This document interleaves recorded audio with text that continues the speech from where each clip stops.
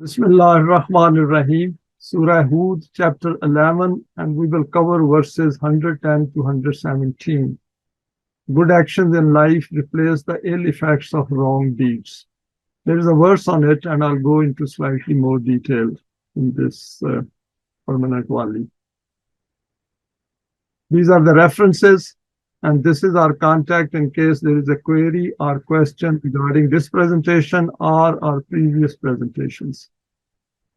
Recap verses 96 to 109, which I had sent out the presentation last Sunday.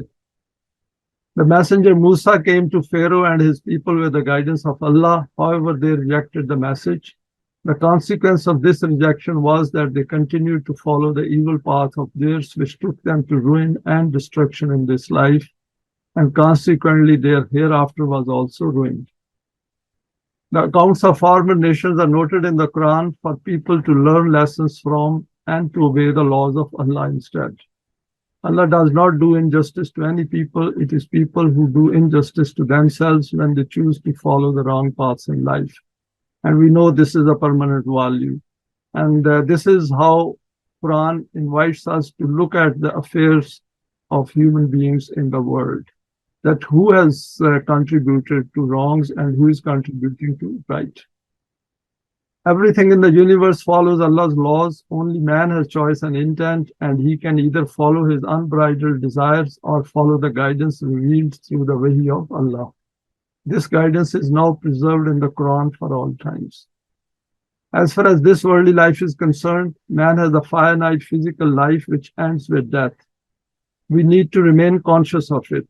And that is important. As students of Quran, we should keep our physical end in view all the time in this life so that we can make use of the time available to us to the best of our abilities. He can live life thinking it will end with death, in which case his self will never develop, hence he will have nothing in the hereafter. And that is an important point. If someone thinks that the life will end with death and lives his life with that assumption in mind, then the question of development of the self or the hereafter does not even arise. Those who make the choice to live life in the light of the guidance of the Quran can acquire a developed self and thus lead a life as defined by Allah in detail in His book and in the Quran. Summary of verses which we are going to cover today, 110 to 117. Allah sent His messengers with the book to help mankind remove their mutual differences so that peace and mutual harmony develops among the people, leading to freedom from fear and grief. The messenger Musa also came with the book based on Wahi of Allah. There is only a passing reference in this presentation to Hazrat Musa. However, many people did not take advantage of this and remained suffering from their doubts and inner dissonances. This meant the differences remained in place. And that is an important psychological point. I'll throw some extra light once the verse comes before us. The law of requital continued to bring forth the consequences of the deeds of various nations, which thus suffered due to their wrong conduct. Mu'mineen take advantage of the guidance of Wahi and follow the program of Allah towards the establishment of the system of Deen. Differences become removed. And that is an important point, that differences have to be removed because the psyche, the kind of psyche which we inherit, that has inbuilt differences within it. And those have to be removed through the permanent values and by coming to the Quran.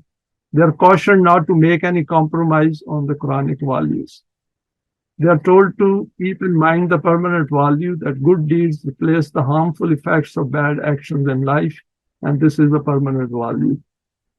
Allah then makes it clear to all that if people follow good and keep reforming their society, then they will avoid any destructive consequences in this life. It is people who do injustice to themselves. Let us go to the first verse for today's presentation, 110. Why differences need to be removed. وَلَقَدْ أَتَيْنَا مُوسَى الْكِتَابَ فَاخْتُلِفَ فِيهِ وَلَوْلَا كَلِمَاتٌ سَبَقَتْ مِنْ رَبِّكَ لَقُضِيَ بَيْنَهُمْ وَإِنَّهُمْ لَفِي شَكٍّ مِنْهُ مُرِيبٍ. Before this, we had also stated this in the book of Musa, but a difference was created in it This is that same self-created difference on the basis of which these Jews are opposing you. If there had been no respite and gradual progression kept within the law of requital of your Rabb, then a decision about them would have been taken long ago. These people, due to this same period of respite, fell into doubt regarding the potential for outcomes as a result of this law and became trapped in a strange kind of inner dissonance. Human psyche and its inner conflicts. So we'll go through some of the points which I have tried to explain in the light of this verse. Here the Quran has again brought out an important aspect of the human psyche by referring to the book sent to the messenger Musa, i.e., the differences arising amongst people which lead to the creation of problems in the human world. This aspect runs throughout the Quranic guidance that human beings who are living life out with the guidance of the Wahi of Allah will always be divided among themselves. Therefore, sometimes we hear these kind of noises that all sects should come together. They can never come together unless they come to the Quran first. And that is the important point here, that without the guidance of Wahi, human beings will always remain divided within themselves, and as a result, they will also create divisions outside. And wherever people come together, we should study it very closely, and that will be temporarily in view of their common interests. That will not be on a long-term basis where the hereafter comes into it. It is only in the case of mu'mineen who follow the Quran that their hearts will be united, not only in this life, but they will continue to be united in the hereafter as well. If human beings are content to live with their cognitive dissonances and do not wish to identify and address this state of theirs, then the guidance of Wahi is not for them. How do we detect this in others? So if I am comfortable, for example, with my inner dissonances and my own, I prefer having parties and sects, then Quran will not make sense to me even if I'm reading it day and night. It will make no difference because we'll miss the point. And that is something which we should keep in mind, that we should be fully aware of differences which are within the world in which we live and the human beings who create it. And then also look at the whole system and not get carried away by some temporary benefits here and there, because the issue over here is about the system of Deen and not to suffer with fear and grief in the human world. And we can't do that unless we understand the human psyche, which is working, which has created the world around us. The first step is to find out about this state within each one of us and to be aware of our own cognitive makeup, as this is the starting point to understanding the Quran. Because without effort, we get nothing in this world, and we know it, that we have to get up in the morning, do some work, and in the evening, then we are busy. Some people even work whole of the week, whole of the month. They don't even take holidays. Why do they do it? Because they know at the end of that, there is some kind of a material reward waiting for them. Here in this verse, the Quran has noted the factual condition of human beings who are without the guidance of Allah. He has declared this for all times that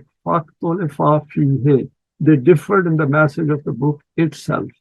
And that is important, that they did not want to remove their differences. If they wanted to remove their differences, then they would have come to the Wahi of Allah willingly as and when it is presented to them. Is this not the position of people vis-a-vis the Quran in today's era? Expanding a bit more, as far as the guidance of the Quran is concerned, despite suffering in the world which is created by their intellect and deeds, they continue to have doubts and suspicions about its ability to solve their problems.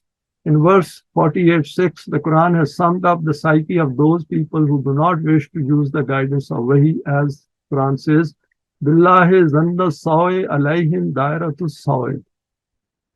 They hold an opinion based on conjecture and evil, and as a result are caught in the sphere of evil and cannot get out of it.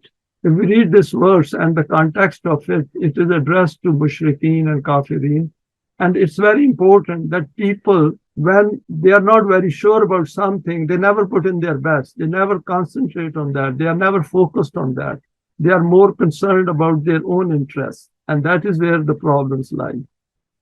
In the concluding part of the verse, وَإِنَّهُمْ لَفِي شَكٍّ مِّنْهُ مُرِيبٍ, The Quran has pointed to two important aspects of the human psyche for not approaching its guidance. Firstly, doubts arise related to the whole issue of needing guidance in life, i.e., why do I need guidance? See here, the word used is murid, which is from the root is raib. And Quran says right at the beginning that this is the book in which there is no raib, there is no doubt. And it removes all kinds of human conjectures and the zan and the shak and raib. Why can't my intellect guide me? I do not wish to give up my desires, and I have the means to fulfill these desires within the man-device system. The problems of other human beings are not my problem, period. And this is where the failure of human mind lies, where he or she is not looking for guidance. When they think that problems of other human beings are not my problems, then that means they are not interested to go outside their own self. Secondly, if these doubts are not addressed, then these multiply and lead to further uncertainties in life, making it more difficult to come to the pure Quran, assuming one is interested. If one is not at all looking for guidance, then one is living a life with the assumption that it ends with death, which is a fact in this case. Continuing on the same verse 110, the Quran recognizes the fact that differences will arise due to social interactions between people. However, it presents an external value-driven solution in order to remove these differences, so that fear and grief created by the man-device systems can be eliminated. This is only possible when we bring in the fact that human life at the level of the self continues onwards beyond our physical death. It is only through the acquisition of Iman that we will accept the system based on the permanent values of the system of Deen. Next is, then the Quran makes a statement that the creation of human beings is for a finite period of time. For example, firstly, each human being has finite, limited number of years until physical death. Secondly, the collective life of a nation is also finite under the man-made systems, with everyone being a mortal too. And of course, the whole of the universe also has a finite period in which it is going to exist. And then, of course, things will change in the universe. But that is not our problem. Our issue at this time is, what are we going to do with our life within the finite time available to us? Allah will never interfere in this arrangement, as He has sent the books of guidance and left it to human beings themselves to figure out their differences and the consequences. And then they need to find out solutions using their intellect and reasoning and decide which is the best option for them. If you remember that the verse Quran says that their matters would have been decided. The only thing is they have been given time of respite. And this aspect will be covered in more detail in our presentation next Sunday. Next verse 111, taking advantage of the human accountability. وَإِنَّ كُلَّ لَمَّا لَا يُوَفِّيَنَّهُمْ رَبُّكَ أَمَالَهُمْ إِنَّهُ بِمَا يَعْمَلُونَ خَبِيرٌ. Whereas it is a reality that the law of requital of your Rabb ensures that full recompense is given to everyone, He remains informed about the deeds of everyone. Accountability is also a permanent value. We have gone through these aspects of law of requital previously as well, but some points to be reiterated. Here the Quran has assured us that each and every deed of ours will be paid back in full, and this is under the divine attribute of Rabb. Because the system of Rububiyyat requires that human beings should be held accountable, because it is through that accountability that Mu'mineen hold themselves accountable and also hold others accountable once the system is established. There are 2 points here. Firstly, this accountability is part of the purpose of human creation in order to help us employ this to establish the system of Deen. I.e., when we become conscious of this as part of acquiring Iman, we focus intently on our own accountability, because our own accountability is the one through which the expanse of our being expands. Our consciousness gains extra space, extra understanding, and that is important. Secondly, we work out the final details of the system of accountability under the system of Deen. This will have aspects relating to the physical side of the system as well as the psychic side relating to self-development. We value the importance of our short stay in this life and become aware of our latent potentials. And if we pay more attention to accountability, and the best way is to look at our own conduct, our own thought process, we will see that we become more productive as well. We also become more creative because the finite time which is left between today and till the time each one of us is going to die, this is going to make us more conscious of the passing time, number one. Secondly, whatever we have in our hand, we will try to accomplish it as soon as possible. Third, we will always keep that goal of self-development in mind, which goes beyond our death as well. And fourthly, we will also work together with those who are already on this path. And that is how then hearts become united. So there is a lot into it if we keep thinking about the aspect of accountability. It's an extremely positive law which works for mu'mineen. The Quran has placed repeated emphasis on human deeds in order to keep reminding us that without deeds, our self will not develop. Hence, we need to remain dynamic, both physically as well as in the use of intellect and reasoning. Accountability helps to broaden our vision and frees us from cognitive chains imposed by man-device systems. Part of this is to question others as well, and also the belief systems which exist in the world. And this is part of self-development, because the more we think on these lines, the more aware we will become. That means more lively we will become. We will gain extra life within us, and we will also stay motivated. By concluding the verse with Innahu bima ya'maluna khabir, the Quran has provided assurance that Allah is with the mu'mineen and also cognizant of others, and they need to be aware of His presence to draw motivation and energy on the straight path. Further reflections on this verse, 111, statements like Innahu bima ya'maluna khabir, or as in the next verse, Innahu bima ta'maluna basir, should not lead to creating any fear in us. For example, Allah is watching us all the time, hence we should not be caught doing anything wrong or we start to feel vulnerable. Not at all. I picked up this point lately and I said there is something missing over here. So when I paid more attention, I thought that we should bring out this aspect that this whole statement is extremely powerful for mu'mineen, because fearful are those who do wrong. When we are committed to doing right under the permanent values, and we are always looking for ways to develop ourselves, then His presence, His watching over everything is a positive sign for us, number one. And secondly, of course, this is that attribute which we have to reflect as and when the system of Deen is also established. These verses point to the reality of the functioning of the law of requital of Allah, and here three aspects provide us with guidance. Firstly, since we have come to the Quranic guidance willingly without any compulsion, hence the reality expressed here is to strengthen our iman. For example, remember when the messenger Musa went to see Pharaoh, Allah reassured him by saying, Qala la takhafa innani ma'akuma asma'u wa ara. Fear not, for I am with you. I hear and see. So Allah's presence, or Allah's being seeing and Allah's being hearing, means that it's a positive sign for mu'mineen that they are not going to be left alone. Secondly, whatever we do, being aware of its impact on our psyche helps to expand our view.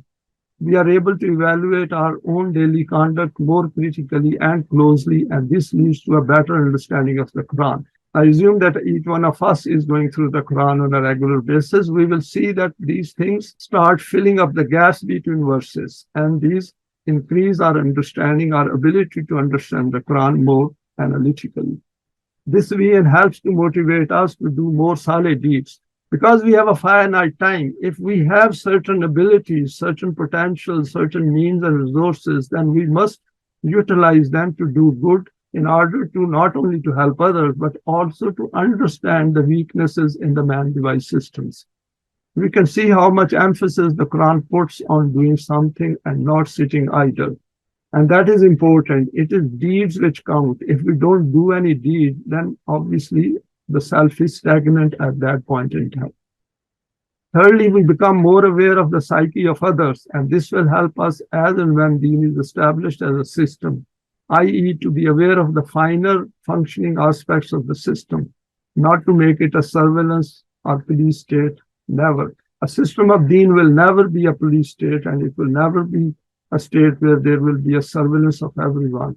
If everyone is trained and educated to be aware of the law of requital, it excludes this whole surveillance thing. It is only those societies do it where people want to subjugate others. Let's go to the next verse, 112. Acquiring firm resolve is a sign of the developed self. فَاسْتَقِمْ كَمَا أُمِرْتَ وَمَنْ تَابَ مَعَكَ وَلَا تَطْغَوْا إِنَّهُ بِمَا تَعْمَلُونَ بَصِيرٌ.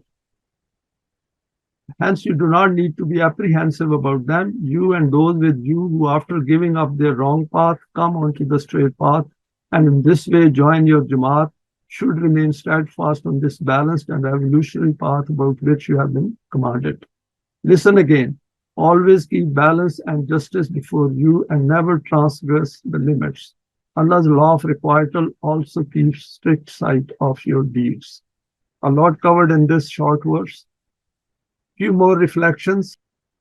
After reminding us of the importance of the functioning of the law of requital in the previous verse, the Quran has given an instruction to remain firm and steadfast on this path of Allah. The command is to fastaqim kama umirta. Fastaqim, if you remember, this is the root is from Salat al-Mustaqim, and even Hayyul Qayyum is the same root. And in this means to remain firm and established and never move away from your own aim of life. And over here, the Quran has already defined the aim of life for us, that is Deen in this world, and of course to continue to keep treading on Sirat al-Mustaqim. The command is to fastaqim kama umirta, remain firm after understanding the instruction of Wahi, and this has two parts here. Firstly, value those who have joined this effort on the path of Allah. Very important. We should never ever reduce value or have any suspicion or doubts about each other. Those who have joined this path, we should have a lot of respect because they are the ones who are looking for guidance and now they are on this path. And of course, everyone takes their own time to move forward, but that doesn't mean that one should in any way criticize them or to have any kinds of reservations about them. Secondly, to always remain focused and to never transgress the divine limits in this striving. The issues noted here are related to the human psyche and are essential for us to bear in mind on this path. Having earlier gone through the accounts of various messengers and their striving on this path, the Quran is now referring to the vulnerability of cognitive aspects which suffer from uncertainty and self-doubts. As we have mentioned in the previous some previous presentations as well, that doubts and suspicions do arise on a continuous basis because this is the default function of our brain. But we have to overcome them. We have to first recognize them and then counter them with the values of the Quran. Here too, reassurance is provided by stating, Innahu bima ta'maluna basir. Surely he, that is Allah, sees all that we do on this path. We also need to observe all these verses from the point of view of how the Quran is educating and training our cognitive potentials from the way in which it is laid out. And it is amazing.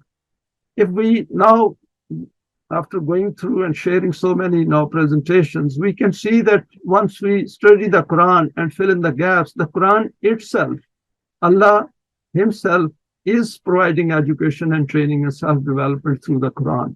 There is a lot we can do even before the system of Deen is established. So this is a big challenge for each one of us, that when we are studying the Quran, we should try to see where there are gaps between the verses and what is the context in which it is being discussed. And if we understand the context, then we can easily fill in the gaps as well. Next verse, 113, be aware of any proclivity to compromise.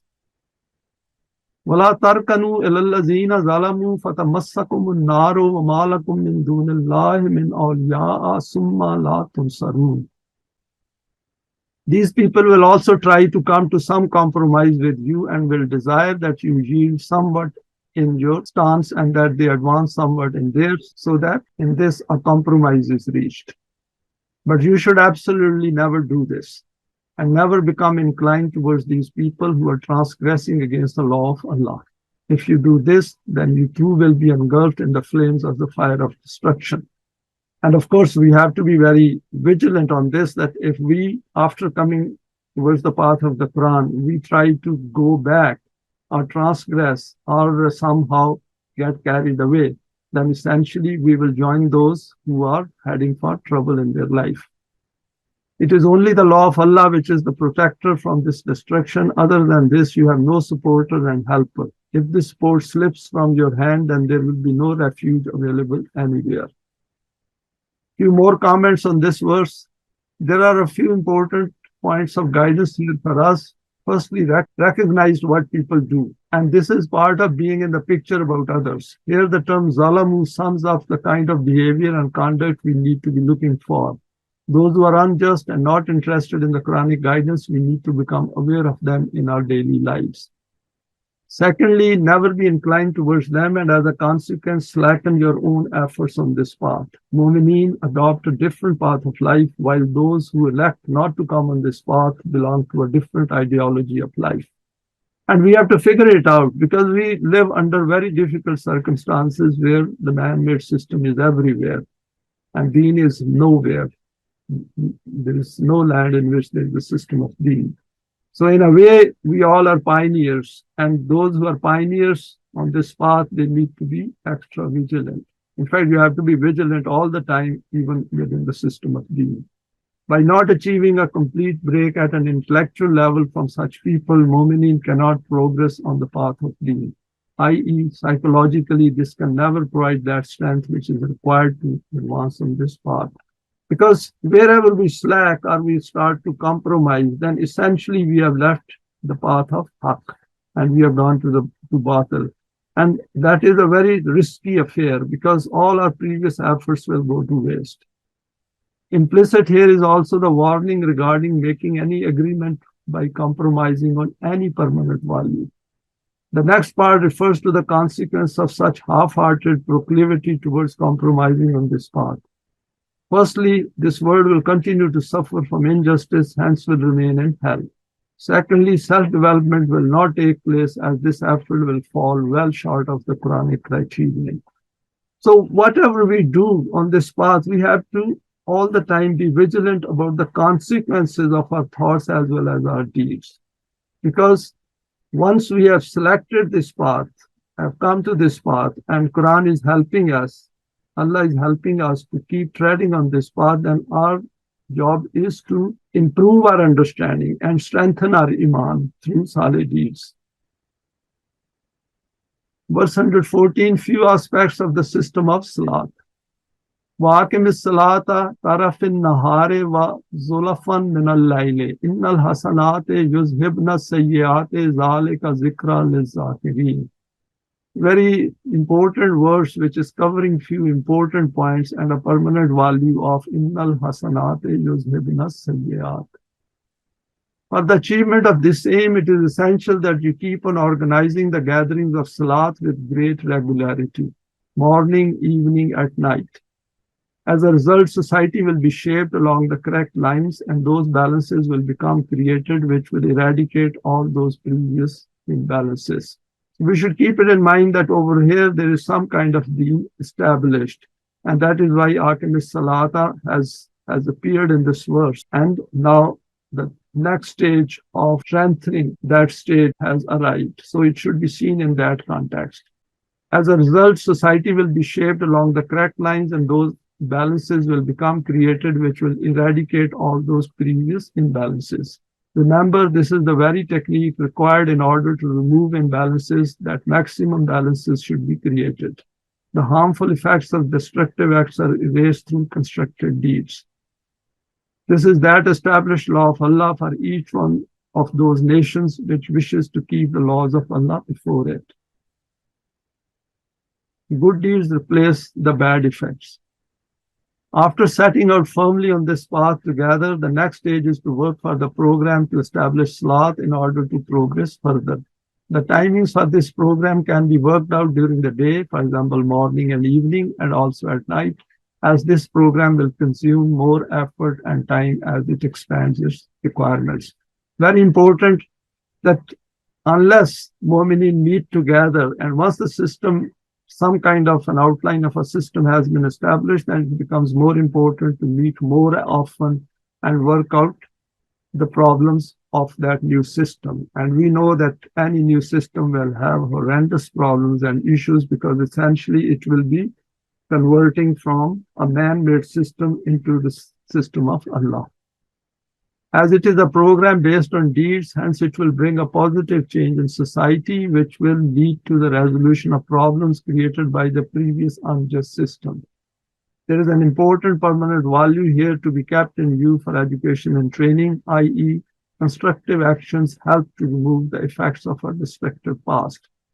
And this is a very powerful permanent value, because if we keep that in mind, then we essentially know all the time that whatever is happening and whatever weaknesses are there, these will get removed with the passage of time if we keep doing positive things using the Quranic guidance. And that is why Salih deeds are the ones which bring out our potential, which bring out those latent potentials which we even not be aware of it, but gradually those become manifested before our own eyes. At another verse, 2396, it is stated, Adfa billati hiya asanu sayyat. Repel evil with that which is best, constructive, and balanced. And this is for individual application as well as collective application. We do see in our own world that when we do good to others, then of course it does attract some kind of a favor as well. Though the Quran says that don't expect any thank you for that. But that is the way human world works. Remember, evil can be made to disappear by following the Quranic program together, as it helps to bring out the latent potentials in Mu'mineen. Here the verse concludes with the instruction, Zilka Zalika Zikra Lizakirin, i.e., the Quran is meant to help raise human eminence, hence work together. It also means to keep reminding each other as a Jamaat. If we remember that Quran says that this is your own zikr, Quran is for your own benefit, for raising your own eminence. This is part of the process of self-development. Next verse 115, patience and steadfastness lead to success. Wasbir fa'innallaha la yudiyu ajral muhsinin. Together with this, it is also essential to remain resolutely committed to this program. This is because its results will appear after a period of time. This resoluteness can only be achieved if and when you have firm iman in this reality that whichever nation is acting on the program posed by Allah in a balanced way, its striving never goes to waste. And that is important, having a firm iman that our efforts will never go wasted. In fact, the signs start developing within our own self as well as in the outer world in which we are living our life. Its outcomes do take some time to materialize, but its hard work cannot go to waste. It is conviction in this very reality which prevents any faltering in the firm resolve during this patience testing phase. Further elaboration of this verse, we have seen from above that Allah acknowledges the uphill task in front of Mu'mineen. All along, He keeps providing assurance that Mu'mineen need not feel lonely in this struggle of theirs. Once this path is selected by them after using their free volition without any outer or inner compulsion, then they need to keep proceeding in the light of the Quran. It will keep guiding them together.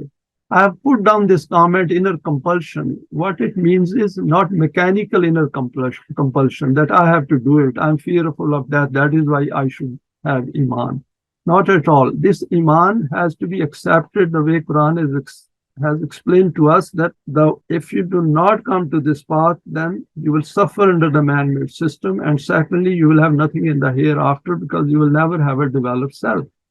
And that is the way human self develops. That is the purpose of human creation. And that is something with which we have to convince ourselves, not mechanically get onto this path. Because if we get onto this Sirat al-Mustaqim mechanically, we can tread for some time, but ultimately people get distracted and leave. And that is not good because we then suffer more because once people leave the path, then they are even in a worse form than previously. Because previously they were ignorant. Now they have some knowledge about the Quran. And that creates a lot of guilt, a lot of inner conflicts and dissonances.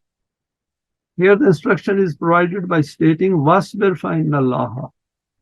Be steadfast and patient by taking into account all that is stated earlier. And keep in mind that Allah, with all attributes through His laws, is not going to leave the mu'mineen alone on this path. He keep reminding with all that is noted in the Quran in relation to mu'mineen. And that is important. It is not something we remember one day and we forget next day. Once we come to this path, then we should try to get maximum benefit out of it. And the only way to get benefit is to have sabr and steadfastness, like fastaqim came earlier. So this is part of developing our psyche on these lines. Then the verse declares another permanent value, La yudiyu ajr al-muhsinin, that Allah does not waste the reward, the good of muhsinin who do balanced deeds. The reward of salih deeds never goes to waste. We do not want our efforts to go to waste in this life. Let us expand this aspect a little further. Because if we put in so much effort and the results do not appear, people get discouraged. For example, if a farmer puts all the seeds and everything does, and then his crop is destroyed, then he will be discouraged. He might sell his land and move somewhere else. But in this case, because the deeds or the rewards which we do in terms of self-development are inbuilt within us, so these can't go wasted. La yudiyu ajr al-muhsinin. I have tried to expand it a bit further. This aspect is mentioned in a number of other places. For example, in relation to the messenger Yusuf. If you remember in Surah Yusuf, this is covered in some detail. And the Yusuf, he got established in the land because of following this path. That is, he became a muhsin, and as a consequence, he did succeed and he acquired power to do what Allah wanted him to do. In relation to the messenger Musa, in relation to mu'mineen as well.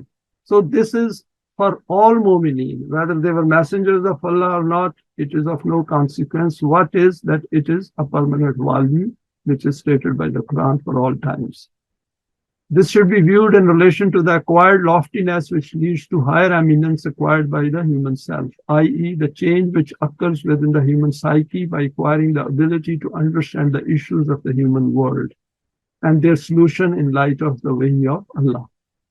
Next point is the human self should acquire a higher understanding of the divine attributes and the permanent values in relation to carrying out those duties and responsibilities which Allah has invited the mu'mineen to carry out in the world. Understanding this reality strengthens Iman, and through salih deeds, that is becoming al-muhsinin, gradually those signs appear within the developed self which lead to firmness and patience essential for striving on the path of Allah. Staying together is part of the evidence to which the Quran draws our attention repeatedly.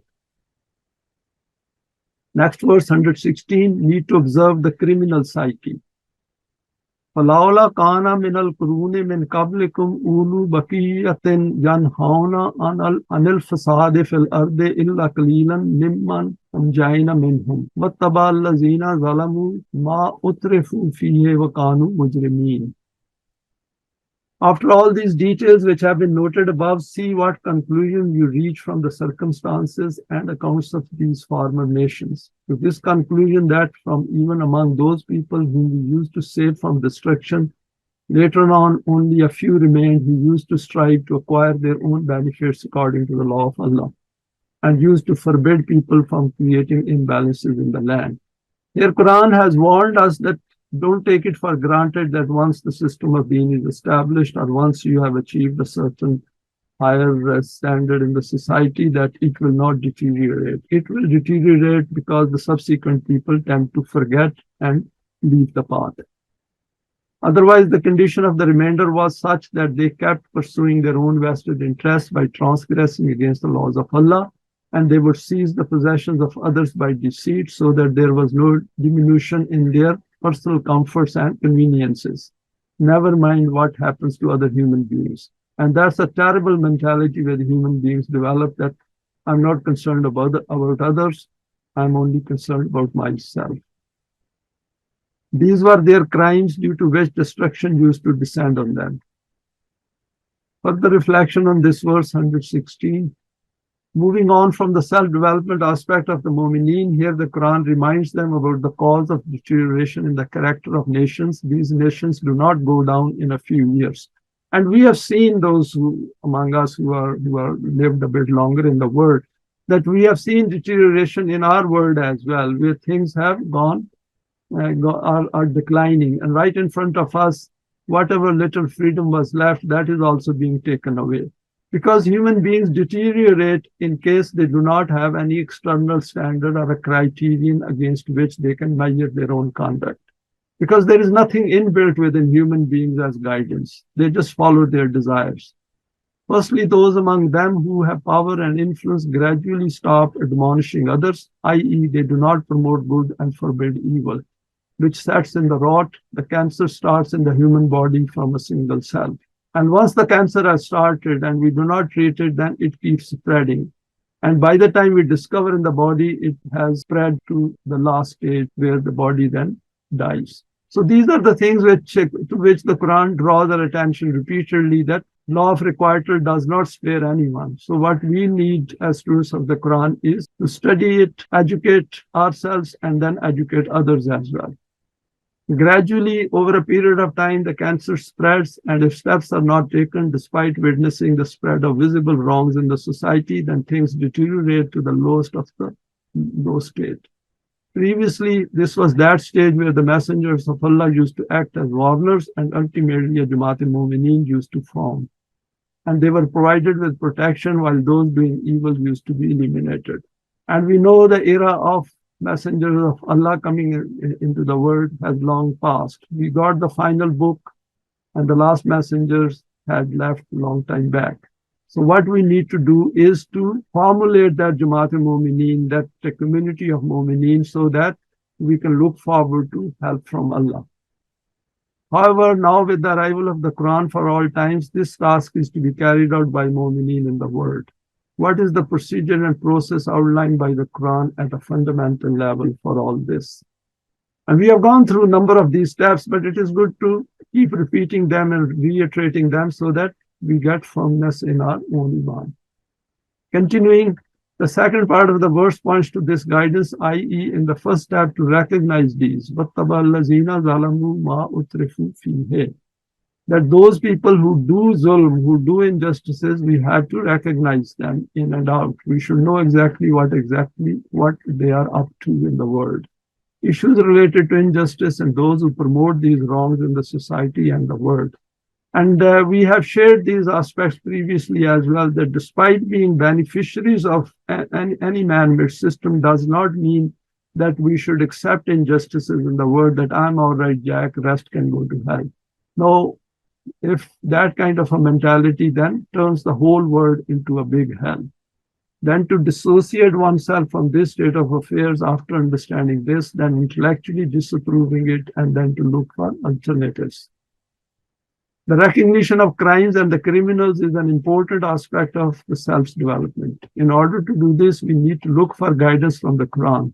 The question which should arise at this stage is, why do people who are prosperous and wealthy resort to exploiting others, i.e., we need to come to grips with the evil side of the human psyche. They will do it. I just put down this comment, I thought, just to provoke some kind of a thought process, particularly those who are going to go through these slides later on. That why do people do that? And that is an important question. That is an important conundrum which we need to resolve by going through the Quran and by knowing the human psyche. We see this happening in our world of 2023, and the Quran here educates us by pointing to these salient signs and then guides us to Salaat al-Mustaqim. Another permanent value, verse 117, وَمَا كَانَ رَبُّكَ لِيُهْلِكَ الْقُرَىٰ بِظُلْمٍ وَأَهْلُهَا مُصْلِحُونَ.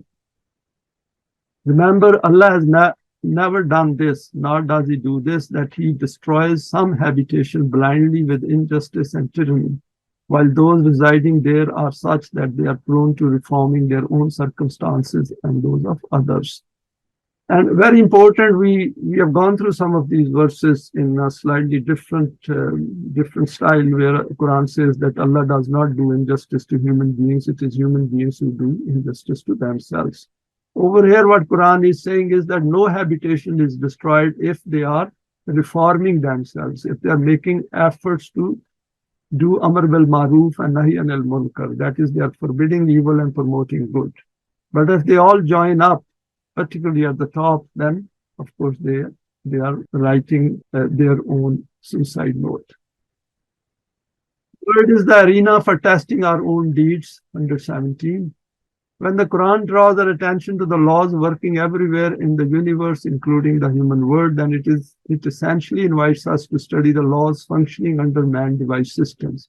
Then the obvious rationale is to compare the two sets of laws, i.e. man-made and those which are put forward by the Quran, and then draw conclusions based on evidence. This should help to make a choice as to which laws will benefit more. If one is the beneficiary of the man-devised system and the life is based on the assumption, conscious or subconscious, that it ends with death, then the choice provided by the Quran has no significance, i.e., even if one is reading the Quran day and night. And that is the state of many people around in the world, that they study the Quran academically. They don't look at it from Deen point of view, because they don't see anything wrong in the world in which they are living. Most of them, many of them, are the beneficiary of the man-made systems. And that is important for us who are keen on the system of Deen and they wish to understand the system of Deen. That are we willing to continue living like that? Because the important thing is that all of us are going to be here for a finite time, which is a limited time, let's say 80 years, 90 years. And after coming to the Quran, let's say we have something like 20, 30, 40 years to still live. So as far as each one of us is concerned, once we are dead, the world is dead, because this world makes no difference to us because we are dead, we have left it. So with that context in mind, we should multiply our efforts individually as well as collectively. And that is the point which this verse is trying to motivate us, that Allah is not going to destroy any nation until the time people over there are reforming themselves. They are making an effort in that direction. There are a few points which need our attention with reference to this verse. Firstly, no people were destroyed until they were adequately warned about their ill conduct. Rabbuka muhlikal qura bi zulmin wa ahluha ghafilun. Your Rabb will not destroy habitations while their occupants were in a state of unwarned. That warning has to come to these people. And of course, now the messengers are not going to come. It is the people who warn each other. And we can see in today's world a lot of intellectuals who have never studied the Quran, but still they are warning their nations, people across the world, that don't do it, your path is wrong. Note the emphasis on your Rabb, the higher understanding achieved by Mu'mineen. And that is very interesting that in this verse, your Rabb, the Quran is addressing each one of Mu'mineen as of today. Of course, at that time, Quran is addressing Rasulullah, but over here now is addressing each one human being who is interested in the system of Deen and wants to learn the Quran from that perspective in mind. Few more reflections on this verse. 2 points to which the Quran has drawn our attention in this verse. Firstly, if any society or nation wishes to have stability, prosperity, and progression in this physical world, then it must not resort to injustice anywhere in the world. Disturbing the balance in a society which is against the requirement of the permanent values of the Quran is gross injustice and is called zulm. And this is a heinous crime, and it is based on evidence according to Allah. Because all these nations, these create wars, conflicts, the civil wars, and they create problems and create economic disparities, create slaveries, manipulate laws, tell lies, and you name it, that every kind of evil, for example, is rampant in the world of today. Secondly, if people who are managing the affairs of any society are making efforts to reform its systems and carry out the task of promoting good and forbidding evil, then they live a life of prosperity and success in the world. This is supported by the historical evidence of the rise and fall of nations. Thirdly, by using these two criteria, the nations can evaluate the time scale of their physical life in the world, as these relate to computing the balance between good and evil deeds. As noted earlier, good deeds help remove the effects of any errors made in society. This should form part of the system of Salaat. Recap of some points from today's slides. Without the guidance of Wahi, there will always be differences between and within human beings individually as well as collectively. These differences ultimately lead to conflicts, chaos, and bloodshed. These are mainly due to the absence of a higher purpose of life, which is provided by the Quran. Our psyche has potentials for this higher aim. We have gone through this point previously as well, that all those potentials which remain unexplored as we live this life because we haven't come to the Quran, those keep creating problems for us subconsciously as we live our life. And that is part of the reason that people live a life of depression, full of fear, grief, uncertainty, because those potentials are making an effort to come out, should I say, and we do not bring them out, because we are totally lost in the material side of this life and we become more or less live a life at animalistic level. Those who wish to strive on the path of Allah need to understand the process and procedure presented by Allah. Firstly, they ought to understand the functioning of the law of requital and respite in the human world. Secondly, having learned and become convinced of the Quranic value system, to never ever compromise on any of these values and to never let the guard down on this path. And this is important because we live in a man-made system and our families around us do not accept the Quran, our friends do not accept it, the countries in which we live, most of them do not want to even hear about the Quran. And those, of course, put pressure on individuals who have come to the Quran. And we should remain aware of it, that Allah is watching all this. He is with us, and that should provide enough strength to keep moving on. Because alternative is to become part of the system, wrong system, and then there is no hope for any reformation. At least there is some hope that reformation will take place at some future time. Thirdly, having joined with others on this path, that is Jamaat-e-Momineen, to organize regular congregations of Salaat to come to grips with the finer details of the system of Deen. Fourthly, as this system is going to replace the wrong setup, hence, remember, constructive deeds replace the evil effects of destructive deeds. Aim and strive to do as much good as possible. That is, solid deeds point in this direction. Fifthly, remain firmly on this path and never waver. And that is what sabr means. And never waver in individual and collective resolve, as this is part of self-development, and be firm in Iman. Because if we waver and we detect that we have wavered at some point in time, it is possible, particularly at the initial stages of coming towards the Quran, then that means that we do not have sabr. And that means, having recognized that, we should try to develop that attribute within us. The results of balanced and constructive efforts will always materialize after some time. Sixthly, keep in mind that Allah is a witness on whatever we do, hence never to give up. Lastly, all these relate to strengthening of the human psyche, i.e. Iman. Thanks for your time and for sharing this today. Please feel free to share it with your contacts. You may like to subscribe for future talks related to the Quranic system of Deen. Thank you.